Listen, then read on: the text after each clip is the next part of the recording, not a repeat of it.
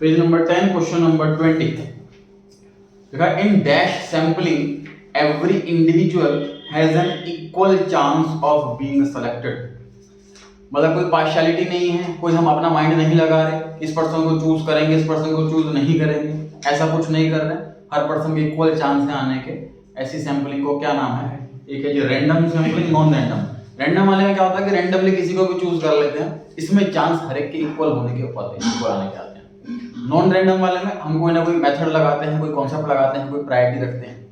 For example मुझे population का लेना है तो मैंने क्या कर लिया, इस एरिया में रिच पेयर पर्सन रहते हैं, यहाँ के 5 लोग ले लिए, इस एरिया में प्योर पीपल रहते हैं, इसमें 5 लोग ले लिए, ऐसा कर रहा हूँ। तो ये हो गई नॉन रैंडम, क्योंकि इसमें मैं स्पेसिफिकली आइडेंटिफाई कर दी कि 5 रिच वाले 5 पुअर वाले। अगर मैं ये सोच रहा कि सोसाइटी में से 5 हर सोसाइटी में तो 5-5 जने लेने, ऐसा कुछ कर रहा हूँ तो ये रैंडम हो गया, हर एक इक्वल चांस आने का। तो बी ऑप्शन हो गया सर रैंडम सैंपलिंग। इनमें से कौन सा ट्रू है जी ये बताना है। बेसिकली NSSO की फुल फॉर्म पूछी हुई है, national sample survey organisation. National sample survey organisation, इसमें वैकेंसी खट्टी निकलती है, 1000 700 800 कितनी वैकेंसी निकलती है इसमें एक बार में। विकासनगर के पास इसका ऑफिस है, दिल्ली ब्रांच का। तो कोई भी सर्वे कराना होता है तो अपॉइंट किया जाता है। बेसिकली फील्ड बॉडीज ही चाहिए इस काम के लिए, तो हम याद रखेंगे। 22 which of the following statements is true? कौन सा सही है जी बताना है। सेकेंडरी डेटा, सेकेंड डेटा कौन सा होता है सर? सेकेंडरी कौन सा होता है सेकेंडरी डेटा? जो कलेक्टेड होता है, जो ऑलरेडी कलेक्ट हो चुका है किसी और से, हम किसी और से ले रहे हैं, मतलब सेकंड हैंड हो गया, सेकंड हैंड डेटा हो गया, कोई ऑलरेडी कलेक्ट कर चुका है वो डेटा, हम शायद उससे इंफॉर्मेशन ले रहे हैं, हम खुद जाकर सर्वे नहीं कर रहे। This is secondary data. Secondary data are those data which are collected for the first time. गलत लिखा है, जो फर्स्ट टाइम कलेक्ट होता है वो सेकेंडरी नहीं प्राइमरी कहलाता है। गलत हो गया आंसर, मतलब ए ऑप्शन गलत। B primary data are those data which are collected for the last time.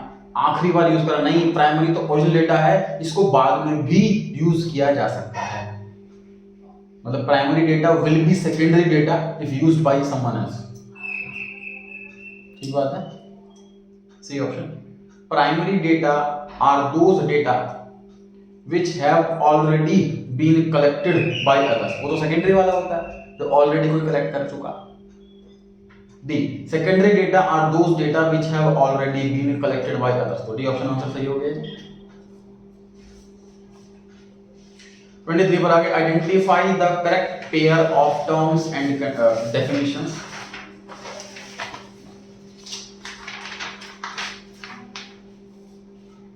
इसमें सारे मैच करने नहीं है, बस जो सामने सामने जो सही है वो बताना है। गुड क्वेश्चनियर, एक अच्छे क्वेश्चनियर की पहचान है कि मिनिमम क्वेश्चन और कंसाइज क्वेश्चन हो, मतलब कि ज्यादा फैले हुए ना हो, कोई चीज कहां जा रही है कोई चीज कहां जा रही है। तो ये सही लिखा है फर्स्ट वाले में, सही पॉइंट। NSSO फुल फॉर्म गलत लिखे सर, अभी पढ़ाई करी थी हमने। प्राइमरी डेटा गवर्नमेंट पब्लिकेशन, तो सेकेंडरी डेटा होता है, गलत हो गया। Sample investigation, each and every unit of universe is studied. अगर हर एक यूनिट स्टडी करेंगे, सैंपलिंग का बात की हुई, सैंपलिंग में हम सारे यूनिट स्टडी ना करके कुछ यूनिट्स को स्टडी करते हैं और उस पर आइडिया लगा लेते हैं कि सब कुछ वैसा ही होगा, सैंपलिंग में सही कहते हैं। तो फर्स्ट वाला आंसर सही हो गया जी। 24 identify the correct pair of items from the following columns first and second. आइडेंटिफाई करना चाहिए कौन सा वाला बेस्ट बैठ रहा है। Primary data national sample survey organisation. Sir हम ऑर्गेनाइजेशन से अगर सर्वे से अगर हम इंफॉर्मेशन ले रहे हैं तो सेकेंडरी डेटा हुआ, खुद कलेक्ट नहीं कर रहे हम, NSSO से ले रहे हैं, तो प्राइमरी डेटा नहीं हुआ, पहले वाला फॉल्स हो गया। Secondary data collected first time, sir collected अगर फर्स्ट टाइम होगा तो वो प्राइमरी डेटा होगा, सेकेंडरी नहीं होगा, तो ये भी फॉल्स हो गया। Published source of data international publication. International publication के अंदर अगर कोई डेटा मेंशन किया हुआ है तो वो पब्लिश्ड सोर्स ऑफ डेटा है, वहां से इंफॉर्मेशन लेते हैं, सही लिखा हुआ है। Fourth unpublished source of data government publication. तो सर कोई भी पब्लिकेशन में हो, चाहे गवर्नमेंट की हो, चाहे नेशनल हो, चाहे इंटरनेशनल हो, वो पब्लिकेशन के अंदर कोई इंफॉर्मेशन है तो वो पब्लिश्ड डेटा है, वो सेकेंडरी डेटा है। फोर्थ वाला क्या रहा है कि अनपब्लिश्ड है वो, इसलिए फॉल्स हो गया, तो सिर्फ सी वाला आंसर सही हुआ। 25 पर आगे अगेन करेक्ट पेयर निकालना है। पहला, railway publishes data regarding progress of railways. Railway privatisation हो गई रेलवे का, पता है आपको, आईआरसीटीसी कंपनी जो है इसने इसके थ्रू करा गया है। अब रेलवे में मोनोपोली है, एक ही कंपनी है, कोई और कॉम्पिटिटर नहीं है। रेलवे पब्लिश कर रही है जी डेटा अपनी प्रोग्रेस के बारे में, तो पब्लिश कर रही है तो पब्लिश डेटा होगी। पब्लिश डेटा सेकेंडरी डेटा होता है, प्राइमरी डेटा नहीं होता, इसलिए आंसर फॉल्स हो गया। The type of data which is original, real, pure, without use, अभी तक यूज नहीं करा उसको हमने, तो प्राइमरी डेटा कहलाता है, सेकेंडरी नहीं कहलाता, फॉल्स हो गया ये। An investigator has collected required information by personal interview with the informants। तो ये स्टैटिस्टिकल डेटा, ये तो पर्सनल डेटा उसने कलेक्ट करा, प्राइमरी डेटा है ना। स्टैटिस्टिकल डेटा वो हो गया कि सेकेंडरी के बाद हमने कुछ कैलकुलेशन वगैरह लगा के बाद फिर अपने इंफॉर्मेशन कुछ निकाली। Fourth, the investigator makes personal observation of the subject of the inquiry and does so with his own discretionary power। अपनी इच्छा से, डिस्क्रेशन, अपनी इच्छा से, मेरी डिस्क्रिशन है कि मैं ये करूं, मतलब मेरी इच्छा है, डिस्क्रिशनरी पावर से, to undertake work according to his own choice. तो डायरेक्ट पर्सनल, किसी के अंदर इसके मीनिंग देखा हुआ है, डायरेक्ट पर्सनल इन्वेस्टिगेशन का मीनिंग तो लिखा हुआ है, ये इन्वेस्टिगेटर खुद ही जा करके सारा काम खुद ही कर रहा है, मतलब अपने अंडर किसी फील्ड बॉय को नहीं भेज रहा, तो this is direct personal investigation. Fourth वाला करेक्ट। चलिए, असर्शंस एंड रीजनिंग, कल के टेस्ट में आपने देखा होगा मैक्सिमम जो मिस्टेक होती हैं अच्छे स्टूडेंट्स की भी वो यही होती है, assertions as reasoning, specially option number A और बी में। ये बहुत ज्यादा कॉमन मिस्टेक होने वाली जगह है। ऑप्शन ए भी सही है, ऑप्शन बी भी सही है, देखो उनमें से अगर कोई सही, असर्शन गलत है तो आंसर डी है, बड़ा इजी है पता लगाना। रीजन गलत है तो आंसर सी है, पता लगाना बड़ा इजी है। दोनों सही हैं और दोनों हल्की फुल्की आपस में रिलेटेड बात भी कर रहे हैं, तो पहचानना बड़ा मुश्किल है कि ए है कि बी। तो यहाँ बहुत ज्यादा मिस्टेक होती है, अच्छे स्टूडेंट्स की मिस्टेक हुई, बड़ा अलर्ट होकर के पढ़ना है असर्शन रीजनिंग। पहला ऑप्शन पढ़ रहे हैं असर्शन में, suppose you want to collect data on online store which the students prefer for buying clothes. Student कपड़े ऑनलाइन खरीदते हैं, इस पर हमें डेटा कलेक्ट करना है। For this purpose you visited few colleges in the city and collected the data. The data thus collected is called as primary data. सही लिखा है इसे, कुछ जगह कलेक्ट करा, प्राइमरी डेटा कहलाएगा। Reason, the data collected for the first time by the person who required it is called primary data. जिस person को चाहिए वो खुद ही डेटा कलेक्ट कर रहा है और उसके ऊपर भी खुद ही डेटा कलेक्ट किया जा रहा है, तो इसको रीजनिंग दे रहा है, उसको एक्सप्लेनेशन दे रहा है, इसलिए option number A. Second question जी, primary data collected for a particular purpose from primary source can serve as secondary data also. हमने जो प्राइमरी सोर्स जो किसी सोर्स से लिया, जिसने डेटा कलेक्ट किया था उससे डेटा कलेक्ट कर लिया हमने, तो सेकेंडरी डेटा कहलाएगा। सही लिखा। Primary data once collected and saved can be used by others which is a secondary data for that. Sir कोई चीज सेम नहीं रहती, अगर मैंने न्यू मशीन खरीदी है तो वो आज न्यू है, 2 दिन के बाद वो सेकेंड हैंड हो जाएगी, पुरानी हो जाएगी। इसी तरीके से हमने डेटा खुद जाकर कलेक्ट करा है, तो ये प्राइमरी डेटा है। जैसे इसका कोई और यूज होगा, अल्टरनेट यूज होगा, तो सेकेंडरी डेटा कहलाया जाएगा, यही डेटा सेकेंडरी कहलाएगा। ऑप्शन नंबर ए आंसर आ गया। नेक्स्ट असर्शन में, data taken from the government published sources is the primary data. सही लिखा गलत लिखा बताइए। गवर्नमेंट की पब्लिकेशन से डेटा लिया है तो वो प्राइमरी है कि सेकेंडरी? सेकेंडरी है, तो फॉल्स हो गया। अगर ऑप्शन असर्शन ही फॉल्स हो जाए तो ऑप्शन नंबर डी हमेशा रीजन पढ़ना। Fourth question, the use of secondary data saves time and cost. सही लिखा है। सेकेंडरी डेटा करने का पर्पस यही है, वरना कौन सेकेंड हैंड चीज लेगा? सेकेंड हैंड डेटा कलेक्ट करने का पर्पस सिर्फ यही है कि प्राइमरी डेटा के लिए इतना ज्यादा टाइम और मनी नहीं है। टाइम इन द सेंस कि सर बहुत टाइम कंज्यूमिंग प्रोसेस, सबसे पूछना पड़ेगा। कॉस्ट इन द सेंस कि लोग ज्यादा चाहिए, हमें फील्ड बॉय ज्यादा चाहिए, घर से कलेक्ट करना डेटा, एक पर्सन खुद नहीं कर सकता। ट्रू हो गई ये बात। Reason: secondary data is already collected and stored for some other purpose, so the time and cost for collecting the data can be saved. ये तो 100% एक्सप्लेनेशन दे रहा है उसकी, बिल्कुल साफ साफ शब्दों में ये बता रहा है कि टाइम और डेटा सेव कैसे कर लेता है, क्योंकि ऑलरेडी कलेक्टेड है इसलिए टाइम बच जाता है। ठीक है। A question here should be ambitious. Ambitious मतलब ज्यादा कंफ्यूजिंग ना हो, कॉम्प्लेक्स ना हो, जिससे क्वेश्चन पूछे हम तुरंत आंसर दे पाए। The questions should be precise and clear. बिल्कुल सही लिखा है जी। मतलब जैसे कुछ टेक्निकलिटी ना हो उसके अंदर। तो दोनों में क्वेश्चनर की बेनिफिट लिखे हुए हैं, क्वेश्चन में जो रिक्वायरमेंट्स है क्वेश्चनर की वो लिखी हुई है दोनों में, लेकिन दोनों में अलग अलग रिक्वायरमेंट लिखी हुई है। ठीक बात है, इसलिए ऑप्शन बी आंसर आ रहा है, वरना ये आता है। 6D assertion: the impersonal interview method of data collection, misinterpretation and misunderstanding can be avoided. देखो कई बार क्या होगा कि हमने डेटा भेज दिया, मान लो मेल करा है हमने, और किसी और तरीके से हम पर्सनल इंटरव्यू की बजाय किसी और तरीके से अगर क्वेश्चन पूछें, सामने वाला मतलब मिसअंडरस्टैंडिंग हो सकती है, क्योंकि रीड करके क्या मीनिंग इन्फॉर्मेशन निकल रहा है। फॉर एग्जांपल हम किसी से बात कर रहे हैं अगर फेस टू फेस, तो हम सामने वाले के हाव भाव से, एक्शन से, मूड से पता लगा सकते हैं कि इंटरेस्ट ले रहा है कि नहीं ले रहा, और अब क्या पूछना चाहिए। फॉर एग्जांपल आप चैटिंग कर रहे हैं किसी से, तो हमें आइडिया नहीं होता सामने वाला क्या क्या मूड है या क्या उसके एक्सप्रेशन है या क्या वो आगे चाहता है।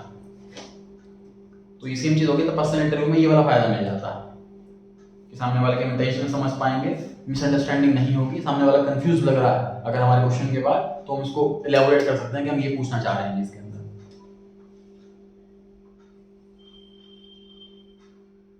Reason: the interviewer has no opportunity to explain the study and answer the correspondent. तो जो इंटरव्यू ले रहा है डेफिनेटली उसके पास होता है मौका कि वो समझा सकता है। मैं इंटरव्यू को क्वेश्चन पूछ रहा हूँ, सामने वाला नहीं बता पा रहा, तो मैं उसको, या तो मुझे लग रहा है क्वेश्चन समझ नहीं पा रहा, इसको मैं अवॉइड कर सकता हूँ, मुझे लग रहा है कि सामने वाला शायद इतना एजुकेटेड नहीं है कि वो मेरे क्वेश्चन का आंसर दे पाए, तो हम क्वेश्चन रिमूव कर सकते हैं, या हम इस क्वेश्चन को और इजी लैंग्वेज में बोल सकते हैं, बता सकते हैं। तो इसमें लिखा हुआ है रीजन में कि उसके पास, इंटरव्यूअर के पास अपॉर्चुनिटी नहीं होती कि एक्सप्लेन कर, तो गलत लिखा हुआ है, अपॉर्चुनिटी होती है। तो अगर रीजन फॉल्स हो तो ऑप्शन नंबर सी। फिर बता रहा हूं मैं, सी और डी ऑप्शन पता लगाना बहुत आसान है, फॉल्स पता लगाना बहुत आसान है। ट्रू है दोनों, ये रीजन है कि नहीं ये पता लगाना मुश्किल है, हमेशा कंफ्यूजन होगी एग्जाम में, तो ए और बी में होगी, बहुत अलर्ट होकर के पढ़ना।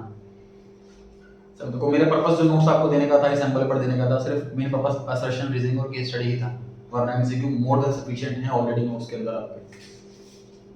पढ़ें जी 7th question. In case of a mail survey there is possibility of misinterpreting और मिसअंडरस्टैंडिंग द क्वेश्चन। अब इसी की बात तारीफ करी, यही पॉइंट डिस्कस करा पर्सनल इंटरव्यू के एडवांटेज में, और यही पॉइंट डिस्कस कर रहे हैं मेलिंग वाले डिसएडवांटेज। अगर हम किसी को ईमेल करके कुछ सर्वे लेते हैं तो मिसअंडरस्टैंडिंग हो सकती है, क्योंकि वहां पर हम एक्सप्लेन करने के लिए वहां पर नहीं खड़े। पर्सनल इंटरव्यू में हम हैं, तो पर्सनल इंटरव्यू का एडवांटेज है और ये इसका disadvantage. Reason: in case of a mail survey there is less opportunity to provide assistance in clarifying the instruction. इसलिए मिसअंडरस्टैंडिंग हो सकती है क्योंकि मेल सर्वे के अंदर हम हैं नहीं एक्सप्लेन करने के लिए, असिस्ट करने के लिए। तो ए ऑप्शन सही है बिल्कुल जी। Telephone interviews are cheaper than personal interview. सही लिखा कर लिखा डेफिनेटली सर, टेलीफोन आसान पड़ेगा खुद जाकर बात कर लेंगे। Reason: telephone interviews are less time consuming compared to personal interviews. पहले वाले में कॉस्ट की बात कर रही है और सेकंड वाले में टाइम की बात की जा रही है, दोनों अलग अलग बातें हैं, इसलिए ऑप्शन बी आ रहा है। दोनों में एक चीज सिमिलरिटी है कि दोनों एडवांटेज दे रखे हैं, टेलीफोन इंटरव्यू के एडवांटेज रखे हैं, दोनों एडवांटेज अलग अलग बता रखे हैं। फर्स्ट वाला एक्सप्लेन नहीं कर रहा है ये, इसलिए आंसर बी आ रहा है। बहुत अलर्ट होकर पढ़ना है, ठीक। असर्शन: एग्जाम में कोशिश ये रखें पेपर खत्म होने के बाद आप इतना स्पीड से करें कि आप अपना पेपर चेक कर पाएं, और पेपर चेक करने के लिए अगर आपके पास टाइम कम बच रहा है तो ऐसे क्वेश्चन जो गलती करा सकते हैं, जैसे कि असर्शन रीजनिंग हो गई, जैसे कि केस स्टडी हो गई, और जो टॉपिक आपको लग रहा है कि ये चैप्टर मेरा वीक है, उन क्वेश्चन को जरूर रिवाइज कर लें पेपर खत्म मतलब कंप्लीट करने के बाद और सबमिट करने से पहले। ये आपको फील्ड पे लेकिन ध्यान दें तभी अपने आप बचा पाएंगे। 9 पर आ गई जी, pilot survey helps in assessing the suitability of questions, clarity of instructions and performance of enumerators. Pilot survey किसे कहते हैं जाने बताओ। सर जो क्वेश्चन से पहले क्वेश्चन भी करे जाते हैं, क्वेश्चन जो जैसे हमने क्वेश्चन नहीं बनाया और जो पहली सैंपल के लिए जाते हैं पहले फाइलिंग में, पायलट सर्वे कहते हैं। बिल्कुल सही है जी। हमने कुछ क्वेश्चन पूछा है और हमें लग रहा है कि कहीं इंप्रूवमेंट की जरूरत है, कहीं मिस्टेक वगैरह हो रही है, तो हम तुरंत उसके अंदर चेंजेस कर सकते हैं ताकि अगले वाले में हम उस क्वेश्चन को अपडेट करके भेज सकें। सही लिखा है ये बात। Reason, pilot survey is a try out of the question है, ये ट्रायल बेस पर चल रहा है with a small group or pre-testing of the questionnaire. This helps in providing a preliminary idea about the survey.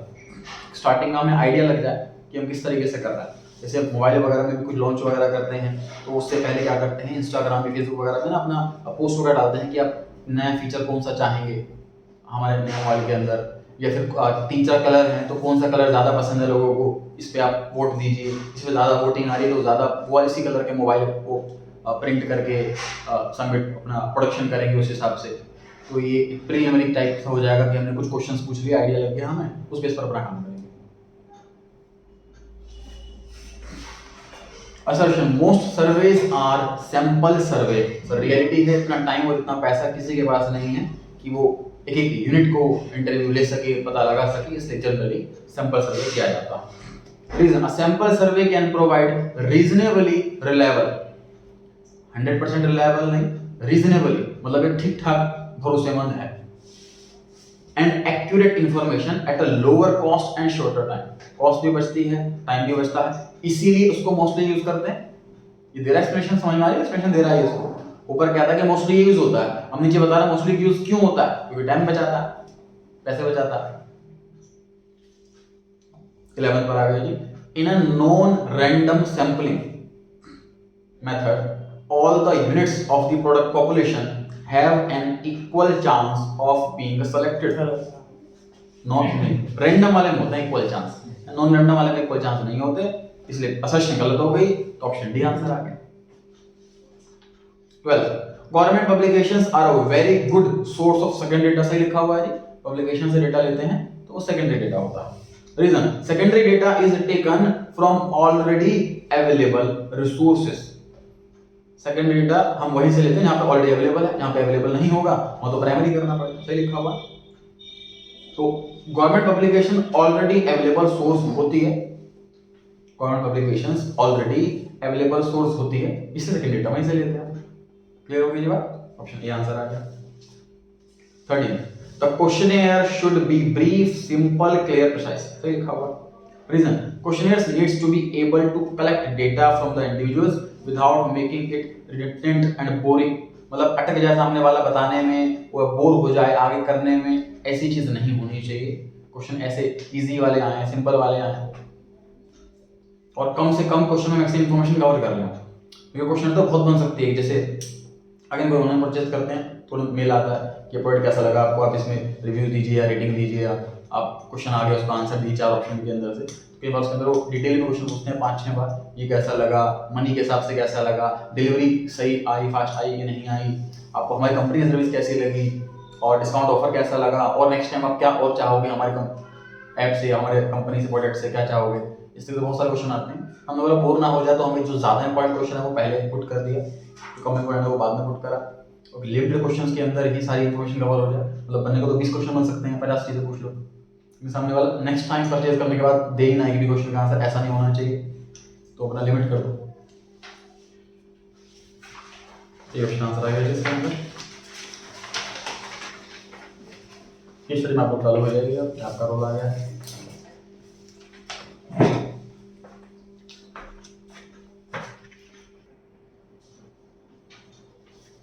बढ़े जी आगे, organisation of data. पहला question, what is the purpose of classification of raw data. Information ले ली हमने, सब कुछ information पता है, अगले पेज पे लिखा हुआ है कि इस घर में कितने लोग हैं और कितने मेल कितनी फीमेल, किसकी कितनी इनकम, कौन पढ़ा लिखा कौन कम पढ़ा लिखा ज़्यादा, एज सब कुछ पता लगा लिया किसकी कितनी इनकम। अब हमें बाइफरकेट करना है, इसको एक तरीके से लिखना है। इसमें मतलब जर्नल से हम लेजर में क्लासिफिकेशन कर रहे हैं, लेजर पोस्टिंग कर रहे हैं। क्यों करते हैं, पर्पस पूछा हुआ। पहला, ब्रिंग्स ऑर्डर इन द एक सीक्वेंस, जैसे इंक्रीजिंग ऑर्डर में, डिक्रीजिंग ऑर्डर में। Arranging data based on some criteria, या तो एज के हिसाब से, या सेक्स के हिसाब से, या इनकम के हिसाब से, एजुकेशन के हिसाब से। प्रेजेंटिंग दैम, यूजर्स को समझ में आए, पाई चार्ट के फॉर्म में या किसी भी फॉर्म में। सारे ही पर्पस हैं sir, D option. Second question, what do you mean bye chronological classification of raw data. ये वर्ड अकाउंट्स में भी आया है। क्रोनोलॉजिकल मतलब टाइम के हिसाब से, जो पहले इवेंट हैपन होगा उसे पहले रिकॉर्ड करेंगे, जो बाद में होगा उसे बाद में रिकॉर्ड करेंगे। तो टाइम के हिसाब से ऑप्शन नंबर सी में लिखा हुआ है ये।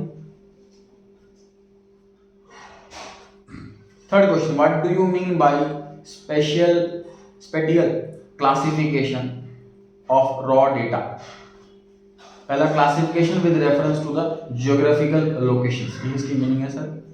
एरिया के हिसाब से अगर बांटते हैं कि इन्फॉर्मेशन ये दिल्ली की है, ये मुंबई की है, ये दिल्ली के अंदर अलग सिटी की, ईस्ट दिल्ली की, वेस्ट दिल्ली की, हम एरिया के हिसाब से अगर इन्फॉर्मेशन को बांटते हैं।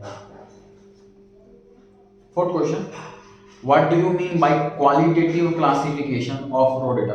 क्वालिटी पे बात कर रहे हैं उसकी, हम मतलब नंबर्स पे बात नहीं कर रहे। तो टाइम बी ऑप्शन देखेंगे, classification based on the presence और एब्सेंस ऑफ क्वालिटेटिव कैरेक्टरिस्टिक। तो क्वालिटी पर बात करें, क्वालिटी प्रेजेंट है कि नहीं, तो इस पे बात हुई। सब तो लिटरेसी हो गई, लिटरेट हैं कि नहीं, सिर्फ चीज़ पर बात कर रहे हैं, को मेजर नहीं कर रहे इसको। तो क्वालिटी की प्रेजेंस है कि नहीं, इस चीज़ पर बात कर रहे हैं बस। ऑब्वियसली मेजर नहीं कर सकते इसको।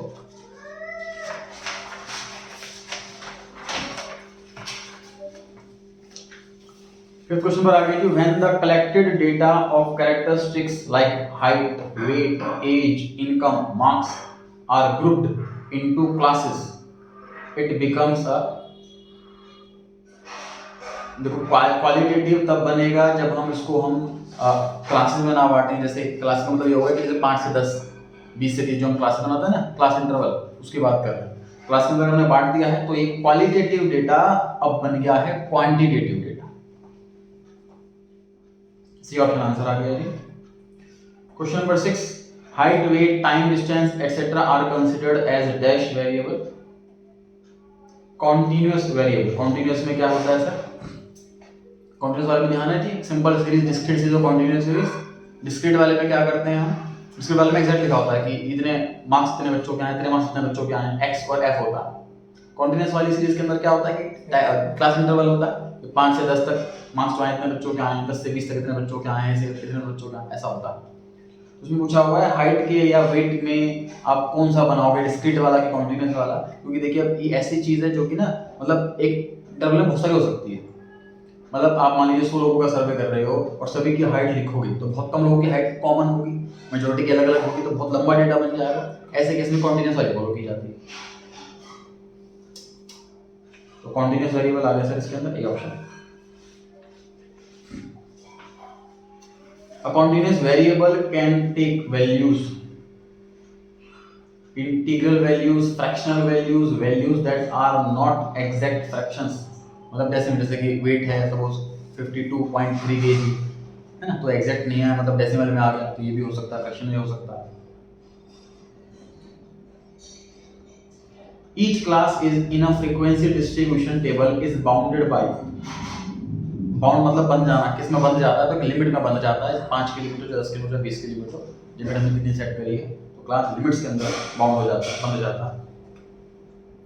9th क्वेश्चन, मिड पॉइंट कैसे निकालते हैं क्लास इंटरवल का सर। हम किसी का भी मिड पॉइंट कैसे निकालते हैं, उसके जो सबसे छोटा वाला है वो सबसे बड़े वाला है, उन दोनों को जोड़ करके डिवाइड बाय 2, एवरेज इसी को करते हैं। तो छोटे वाले को लोअर लिमिट कहते हैं, बड़े वाले को अपर लिमिट कहते हैं, दोनों को ऐड करके डिवाइड बाय 2, ऑप्शन नंबर।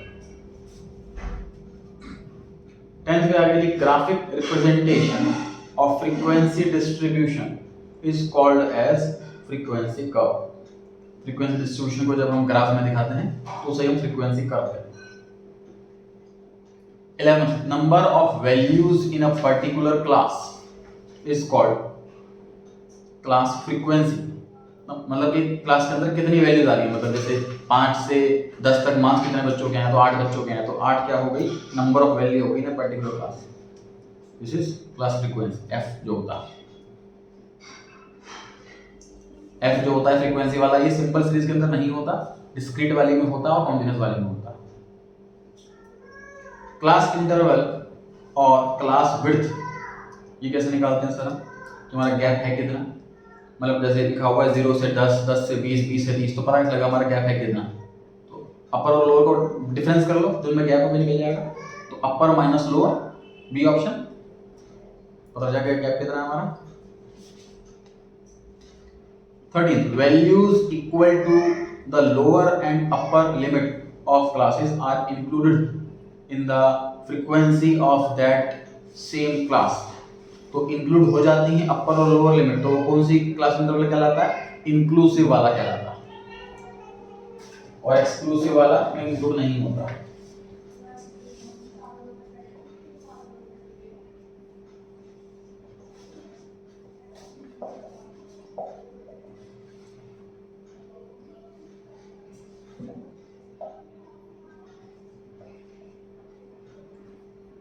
इनमें से इंक्लूसिव कौन सा, एक्सक्लूसिव कौन सा, ए या बी बताइए। इंक्लूसिव बताइए, इंक्लूसिव वाला बताइए, ए या बी? ए। मुझे बताइए इस वाले में आप 10 इंक्लूड करोगे कि नहीं करोगे? तो इंक्लूसिव कैसे हुआ, एक्सक्लूसिव हुआ ना? इसमें 10 इंक्लूड रहेगा, 19 भी इंक्लूड रहेगा, सब कुछ इंक्लूड रहेगा, अपर वाला भी लोअर सब कुछ इंक्लूड रहेगा, तो इंक्लूसिव है। इस वाले में अपर लिमिट एक्सक्लूड कर देते हैं इसलिए एक्सक्लूसिव है, ठीक है। तो अब 14 में पूछा हुआ है कि अपर और लोअर लिमिट एक्सक्लूड की जाती, सॉरी 13 में पूछा हुआ, 13 में अपर और लोअर लिमिट इंक्लूड की जाती है, तो इंक्लूसिव सीरीज हो गई। 14 में पूछा हुआ है अपर लोअर लिमिट एक्सक्लूड की जाती है, तो एक्सक्लूसिव सीरीज हो गई। 15 में डिस्क्रीट सीरीज में क्लास इंटरवल्स कैन बी, तो डिस्क्रीट सीरीज मतलब जैसे फ्रीक्वेंसी इसके अंदर है, फ्रीक्वेंसी में इंक्लूसिव वाला भी हो सकता है, एक्सक्लूसिव वाला भी हो सकता है, कोई भी हो सकता है। मतलब इस वाले क्वेश्चन के अंदर भी एफ दिया जाएगा आपको फ्रीक्वेंसी, इस क्वेश्चन के अंदर भी आपको एफ दिया जाएगा फ्रीक्वेंसी, तो दोनों नहीं हो सकता है frequency. 16, which type of class interval is most often used in case of continuous variable? सबसे ज्यादा यूज कौन सा किया जाता है जनरली? इंक्लूसिव वाला, क्योंकि कंफ्यूजिंग कम है।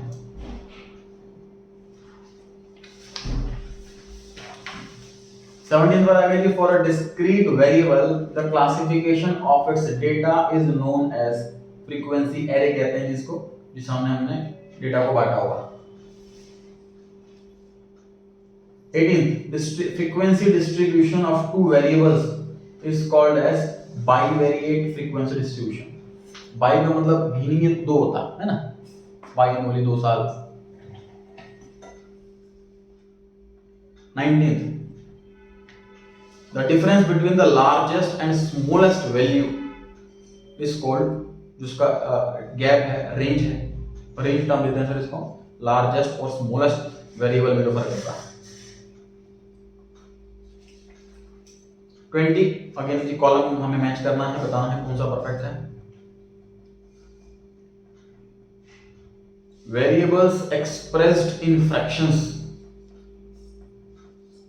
कॉन्टिन्यूअस वेरिएबल के अंदर वेरिएबल फ्रैक्शन के अंदर आ सकते हैं, ये बिल्कुल सही है, और ज्यादा बेटर सही करता तो वो आंसर हो जाएगा, वरना ये वाला सही है। Variables expressed in finite terms systematic variable गलत हो गया। Variables that can not be expressed in numbers में एक्सप्रेस नहीं हो सकता, तो डिस्क्रीट वेरिएबल होता है, ऐसा कुछ नहीं है सर, इसमें नंबर्स रिपीट हो रहे होते हैं इसलिए डिस्क्रीट बनता है। 4th, variables that are very difficult to interpret non systematic variable, ये भी गलत हो गया सर, डी ऑप्शन आंसर आ गया। 21 में आ गया जी class interval the start end end of the data, the class limit. तो लिमिट का मतलब ये नहीं होता कि स्टार्ट और एंड, लिमिट का मतलब ये होता है कि हमने कितने लिमिट लगा रखी है, कितने बाउंडेशन लगा रखी है। Second, mid value the difference between upper and lower limit, इन्होंने आधा सही लिखा है, इनकम्प्लीट करो, कंप्लीट करो, क्या करोगे, डिवाइड बाय 2 भी लिख देते तो सेकंड वाला ट्रू हो जाता। Class interval the values of items shown between two limits, class interval उसे कहते हैं जो इन दो के बीच में वैल्यूज आएंगे वो सब बताएगा। 10 से 20 मार्क्स कितने कितने बच्चों के हैं, तो क्लास इंटरवल की कितनी वैल्यूज आ रही है बता रहा है, थर्ड सही लिखा हुआ। Range the sum of lower and upper, sum नहीं होता, उसका डिफरेंस होता है वो, इसलिए गलत हो गया। 22 made up of 4 variable, 4 variable से बनता है ऐसा, सिंगल वेरिएबल तो सिंगल से बनेगा, गलत हो गया। मेड अप ऑफ 2 वेरिएबल 2 वेट से बाई वेट बनता है, पढ़ाता हमने भी क्वेश्चन 18 पढ़ाता हमने भी, देखो ये फटाफट से ये पढ़ाता हमने 18 में भी, दो वेरिएबल्स के सीक्वेंस डिस्ट्रीब्यूशन को बाई वेट कहते हैं, ये लिखा हुआ सेकंड पॉइंट में ट्रू हो गया सेकंड। चलिए असर्शन पे आ गए जी, पहला क्वेश्चन क्लियर करें। Number of students in a class is a discrete variable. It cannot take a fractional number. Students fraction में नहीं आ सकते, 4.5 बच्चे, ऐसा नहीं हो सकता, तो रीजन से लिखा हुआ है। और जो है डिस्क्रीट वेरिएबल कहलाएंगे क्योंकि मतलब एक बच्चे के कई सारे मार्क्स, मतलब सेम मार्क्स के बच्चों के हो सकते हैं। Second assertion, height of the students in a class is a continuous variable. Continuous variable can assume only whole numbers. Sir height तो डेसिमल में हो सकती है 5.5 फुट, तो हमेशा होल नंबर ही आएगा, तो ये गलत हो गया, रीजन गलत है, इसलिए C option answer. Third, class interval in a frequency distribution can be unequal. सही लिखा है, मतलब फ्रीक्वेंसी डिस्ट्रीब्यूशन में जैसे 0 से 5 नंबर 2 बच्चों के हैं, 5 से 10 नंबर 8 बच्चों के हैं, तो जरूरी है फ्रीक्वेंसी के बराबर है, फ्रीक्वेंसी अलग अलग हो सकती है सबकी। If class interval are not suitable where the variable range is very high, range बहुत ज़्यादा हाई है, मतलब सपोज 0 से 200 तक मार्क्स है, 200 मार्क्स का पेपर था, तो 0 से 200 तक की रेंज जाएगी, तो ये बहुत डिफिकल्ट हो जाएगा इसमें रेंज बनाना छोटी छोटी। Each class interval are not suitable where the variable range is very high, क्योंकि उस तक किस लेवल का कोई बंदा जैसे 0 to 20 मार्क्स में कोई बच्चा नहीं आया, 0 हो गया, इसलिए बोला जा रहा है, सही लिखा हुआ है। सुटेबल नहीं है हर एक क्लास के लिए, इसलिए वो अनइक्वल होता है। फोर्थ पर आ गया जी, if a large number of values are concentrated in a small part of the range, equal class intervals are suitable. देखिए वैल्यूज बहुत ज्यादा हैं तो इक्वल साइज सुटेबल नहीं रहेगा, फॉल्स लिखा हुआ, और जहां असर्शन फॉल्स हो जाए वहां डी आंसर हो जाएगा। Fifth, once the data are grouped into classes in a frequency distribution, an individual observation has no significance in further statistical calculation. आपको इंपॉर्टेंस नहीं रह जाती अगर हमने इंडिविजुअल्स को बांट दिया, सही लिखा हुआ,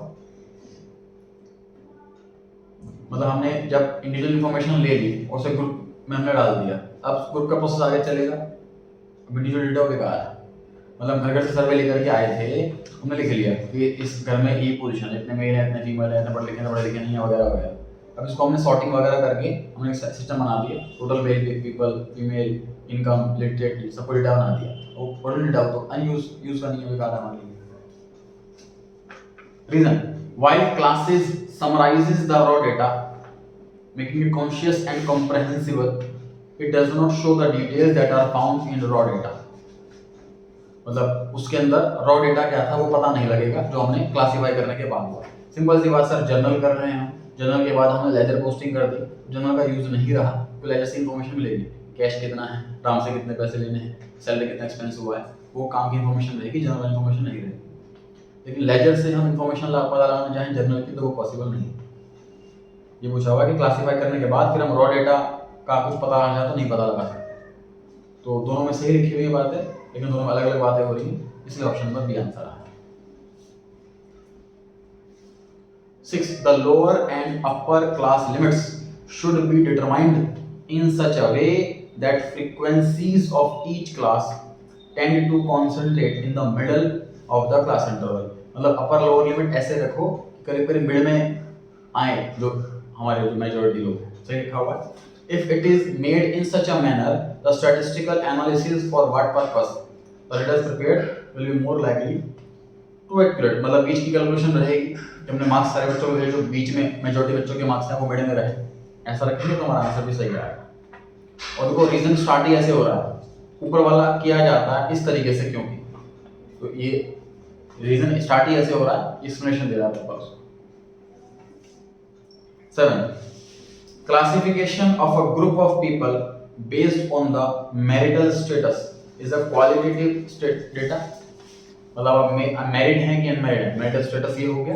कोई भी हम फॉर्म भरते हैं मतलब जॉब के लिए या कहीं और, मतलब स्कूल कॉलेज के अलावा, क्योंकि उसमें तो ऑब्वियसली अनमैरिड होंगे सारे, उसके अलावा अगर कोई भी फॉर्म वगैरह भरते हैं तो उसमें हर एक में पूछा जाता है। इनफैक्ट अगर हम सीवी भेजते हैं, अपना रिज्यूमे भेजते हैं कंपनी में जॉब के लिए, उसमें भी कॉलम हमें फिल करना होता है कि मैरिटल स्टेटस क्या है, मैरिड है कि अनमैरिड है। इससे फर्क पड़ जाता है। जैसे गर्ल्स वगैरह के केस में फर्क पड़ जाता है। गर्ल्स जैसे अगर अनमैरिड है तो उसमें दिक्कत क्या आती है कंपनियों की, हमने इसको जॉब पर रख लिया, ट्रेनिंग वगैरह देनी, इसकी शादी हो जाएगी, फिर जॉब छोड़ देंगी, तो हमारी मतलब वो वेस्ट हो गया ट्रेनिंग में देने का पैसा। कंपनी ऑब्वियसली किसी एम्प्लॉय को रखती है तो ये सोच करके रखती है कि वो लॉन्ग टर्म तक रहेंगे, तो अगर मैरिड को ज़्यादा प्रेफर करेंगे एज कम्पेयर टू अनमैरिड कंपनी को।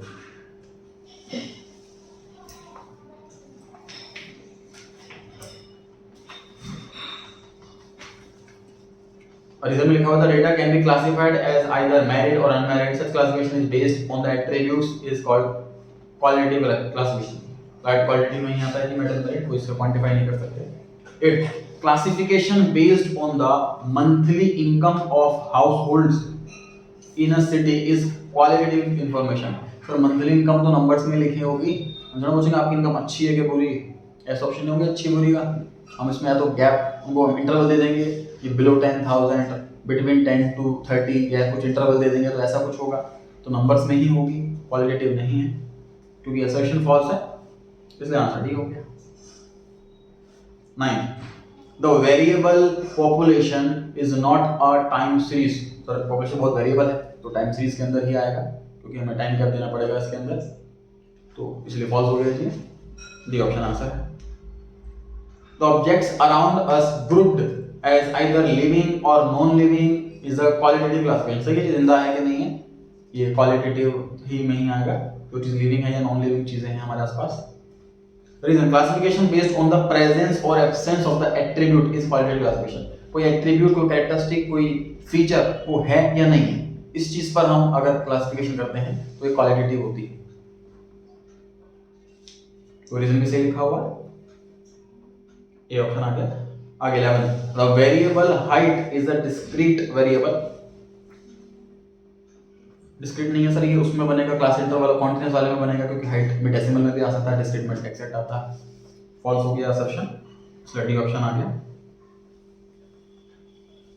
12 if more number of observations are concentrated in a particular class the unequal class intervals are more appropriate. Observation बहुत ज्यादा है, क्लास इंटरवल हम अनइक्वल ले सकते हैं, 0 से 10, 10 से 20 ऐसे, या 10 से 30। Reason is some classes are sparsely populated with the observations and that observations in these classes deviate more from their respective class marks than in comparison to those in other classes. Unequal class intervals are more appropriate। मतलब पहले बार हम 10 का रख लिया, फिर 20 का, फिर 50 का ऐसे रख लिया, ऐसा कर सकते हैं। वैसे एग्जाम्पल 0 से 200 मार्क्स बच्चों के हैं तो सबका 10 रखने की जरूरत नहीं, कहीं किसी रेंज में बच्चों के मार्क्स हैं नहीं, सर 30 से कम बच्चों के मार्क्स हैं नहीं, जनरली बहुत कम है, 0 to 30 का एक गैप रख लिया, वन इक्वल कर सकते हैं, ट्रू हो गई ये बात दोनों। 13 for a discrete variable the frequency the classification of its data is called as frequency है, ऐसे लिखा हुआ है, पहले भी आया था। A discrete variable takes values and not intermediate fractional values between two integral values we have frequency that correspond to each of its integral values। Whole number ही आता है डिस्क्रीट वैल्यू में, कॉन्टिन्यूअस वैल्यू में fraction आ सकता है, सही लिखा है, ट्रू हो गया। 14 the variable size of the household is a discrete variable। सही लिखा हुआ है, it can take any value that can be whole number or a fractional number। Sir size of the household मतलब कि घर में कितने लोग हैं, 4 लोग हैं, 8 लोग हैं, ये फ्रैक्शन में नहीं हो सकता, तो इसमें रीजन गलत हो गया, इसलिए सी ऑप्शन आंसर आ गया। इसमें लिखा हुआ है कि होल नंबर भी हो सकता है और फ्रैक्शन भी हो सकता है, इसलिए गलत हो गया। 15th. The frequency distribution of sales and advertisement expenditure of 20 companies is a bivariate frequency distribution से लिखा हुआ. Frequency distribution of only one variable is termed as univariate distribution. ये भी से लिखा हुआ है सर, सिंगल वाले को यूनिलैटरल और दो चीज को हम बोलेंगे बाइवेरिएट और दोनों अलग अलग बातें होंगी, इसलिए ऑप्शन नंबर बी. सॉल्व कीजिए केस स्टडी.